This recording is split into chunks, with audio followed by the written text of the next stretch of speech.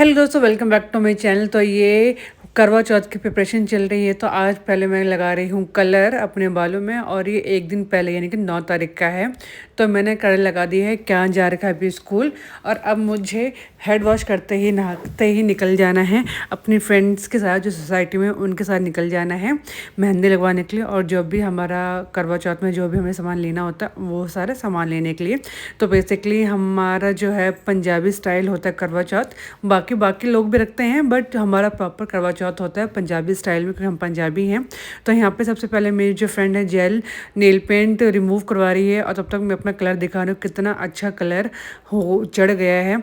उसके बाद हम आ गए थे मेहंदी लगवाने के लिए, और मेहंदी लगवाते लगवाते हमें इतना टाइम हो गया था। और यहाँ चल रहे फन लविंग बातें। नहीं सही है भैया, सही है भैया। अब तो हस्बैंड ने गिफ्ट नहीं देते। कोट पॉकेट मनी से पैसे निकालने पड़ते हैं।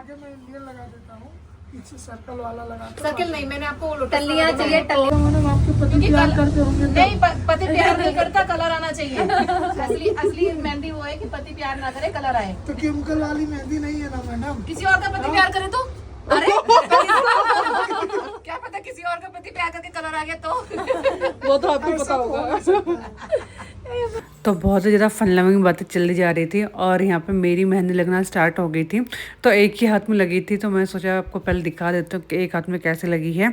तो ये ऐसा कुछ लगी। मुझे ये मेहंदी बिल्कुल ज़्यादा पसंद नहीं आई थी। तो फिर जो दूसरे भैया थे मैंने उनको बोला कि आपको ही लगानी पड़ेगी, मैं नहीं लगाऊँगी। और फिर फाइनली भैया ने लगानी स्टार्ट कर दी थी। और मेहंदी लगाने से पहले पहले हम चले गए थे अपना सारा सामान लेने के लिए, जो मट्टी लेनी होती है, फेनियाँ लेनी होती है, और भी जो भी चीज़ें लेनी थी हमने वो पहले सब ले ली थी। फिर भैया बैठे, और इन सब में ही करते करते हमें शाम के आई थिंक 5 बज गए थे। बहुत लेट हो गया था। भैया के पास इतने ग्राहक थे, और सबका यही था कि हमें आपसे लगवानी है, आपसे लगवानी है। तो ये करते करते ही बहुत टाइम हमें हो गया था। बस स्टिल जो मेहंदी लगाई थी वो बहुत अच्छी थी। और घर जाते ही मैंने अपना फेशियल वेशियल कुछ नहीं किया था, तो बस मैंने ब्लीच लगाई, और ब्लीच लगाते ही मैंने छोड़ दिया और चले गई थी मैं पार्लर थ्रेडिंग करवाने के लिए। That's it.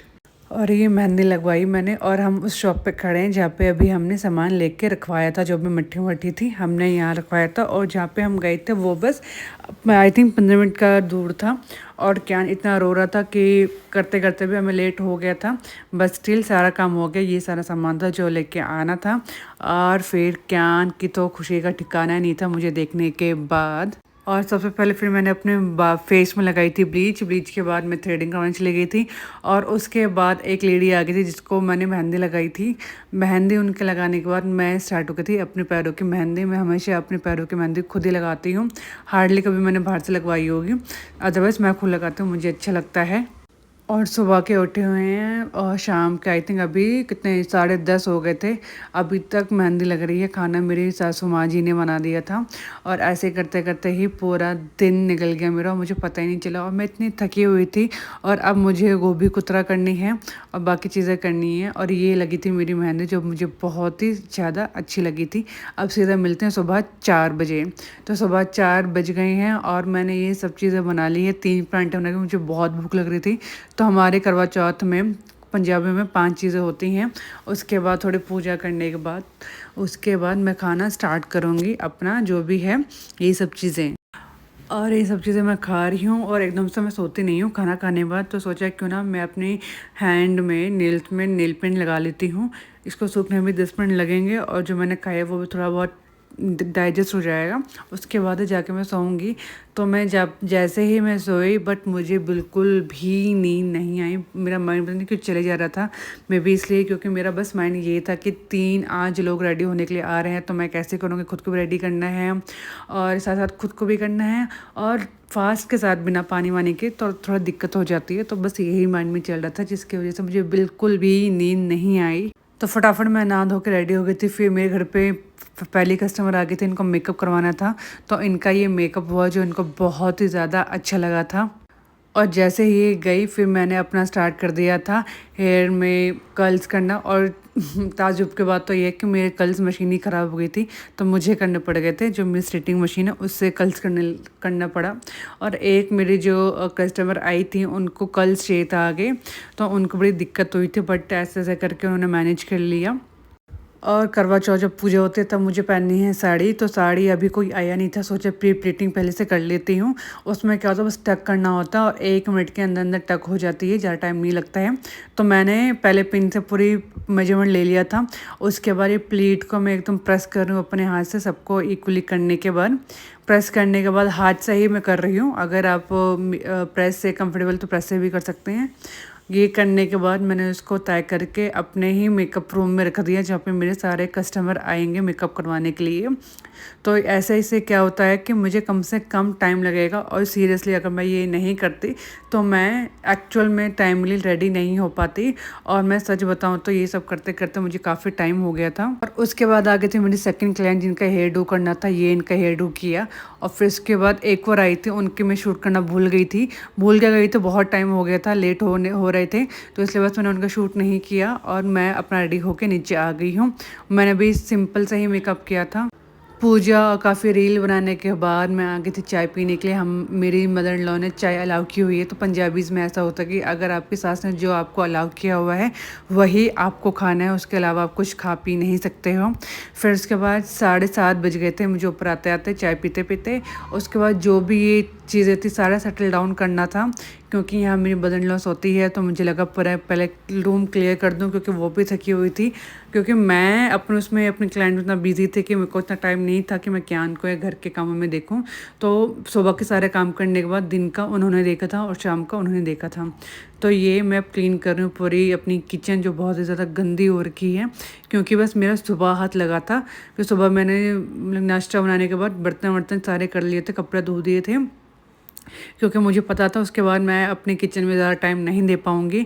तो मैंने मम्मी को बोल दिया था सुबह का मैं कर लूँगी, क्योंकि उसके बाद मेरे क्लाइंट आएंगे तो मेरे पास इतना टाइम नहीं होगा कि मैं बाकी चीज़ों को देखूँ।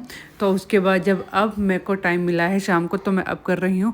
और ताज्जुब की बात यह है कि बेंगलोर में अब हो गई थी बारिश, और इस टाइम पर चाँद देखना मुश्किल ही नहीं नामुमकिन हो गया था। और दिल्ली में 8:30 तक चाँद निकल गया था। जो भी दिल्ली में रहता है कमेंट करके बताइए कि कितने बजे आपके यहाँ चाँद निकला था। हमारे बेंगलोर में तो बिल्कुल चाँद निकला ही नहीं। तो मैंने दिल्ली से स्पेशली वीडियो बनवाई थी अपनी सिस्टर से कि भाई मुझे चाँद दिखाओ ताकि मैं अपना फास्ट पूरा कर सकूं। तब भी मैंने वेट किया 10:30 बजे तक, जब नहीं आया तो फिर मैंने चाँद देखकर ही फ़ोन में अपना फास्ट पूरा किया था। तो ये टेक्निक होते जब चाँद ना निकले, जहाँ से दिख जाए वहीं से एक पूरा कर लो। और मुझे इतनी भूख नहीं लगी थी जितने मेरे हस्बैंड को भूख लग गई थी। तो बस ये था कि चलो 10:30 हो गए थे। फिर मेरे मदर इन लॉ ने भी कहा कि चाँद कब तक आया कुछ आइडिया नहीं है, तो जो फ़ोन में वीडियो आई है उसी को ही देख के कर लो आप, ताकि ये हो कि टाइमली हम सोने का भी काम करें। और इनफैक्ट 2 बजे मेरी सास ने भी उठ कर देखा कि चलो चाँद निकले, तो कम से कम चाँद का ही हम दीदार थोड़ा सा कर लें। बट 2 बजे रात के भी चाँद नहीं निकला था, क्योंकि यहाँ पे होता ही है बेंगलोर में लेट ही निकलता है चाँद, और जब बारिश हो जाए तो चाँद वैसे भी नहीं निकलता है। तो बस यही था जो वीडियो में आया था, उन्हीं को देख के मैंने चाँद को पूरा देखा और अपना फास्ट पूरा किया। तो ऐसा था एक मतलब चाँद नहीं आया, ऊपर से जो सारी चीज़ें हो रही थी बैक टू बैक। मैं इतनी थक गई थी कि मैं एक दिन बाद जो सैटरडे था उस दिन भी मैं अपनी वीडियो शूट नहीं कर, मतलब शूट क्या मतलब एडिट नहीं कर पाई। अब मैं कर रही हूँ संडे को, क्योंकि अब जाके मेरी थोड़ी थकान दूर हुई है, नींद पूरी नहीं हुई थी, जल्दी उठ गई थी नेक्स्ट डे दोबारा से, कुछ काम था। फिर उसके बाद हम चले गए थे खाना खाने के लिए, ऑलमोस्ट 11 बज गए थे। तो ये सब्ज़ी बनाई थी पनीर की मेरी सास ने, और राइस मैंने बना दिए थे। पहले सोचा रोटी बनाते हैं, बट सबको कि नहीं चलो ये खाते हैं, राइस खाते हैं। उसके बाद जो स्लैब थे वो तो मैंने साफ़ पहले कर ली थी। अब आई बर्तन की बारी, तो बर्तन करने के लिए फिर मैंने किसी को नहीं बोला, मैंने खुद कर दिया, क्योंकि ऑलमोस्ट सभी थके हुए थे मुझको लेकर। तो बट ये तक मैं सोचा कि चलो मैं ही कर देती हूँ, किसी को क्या ही बोलना। तो ऐसा था, जो मेकअप आर्टिस्ट होते हैं उनको इतना टाइम लग ही जाता है ये सब चीज़ें करते करते। और मैं बर्तन धोते धोते सॉन्ग सुन रही थी, तो कियान आया, वो डांस कर रहा था, तो उसके साथ मैं भी थोड़ा डांस करने लग गई। बच्चे के साथ खेलो तो जितनी भी थकान होती है सबके सब दूर हो जाती है। तो बस वही थकान मैं अपने दूर कर रही हूँ अपने बच्चे के साथ डांस करते करते, बहुत मज़ा आया। उसके बाद लास्ट चीज़ जो होती है वो होती है फेस क्लीनिंग की। तो मैं जब फेस क्लीनिंग करे तो देखा कि दोनों ही सो गए थे।